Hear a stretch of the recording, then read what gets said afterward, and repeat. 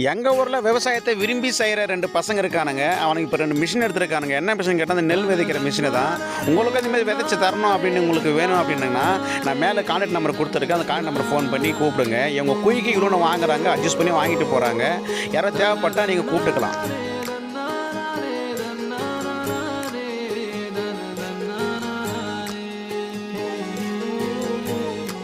ஓ நெல்லு விளையிற பூமியே, நித்தம் வணங்குற சாமியே, உன்னையும் என்னையும் காக்கவே வந்தது காணியே.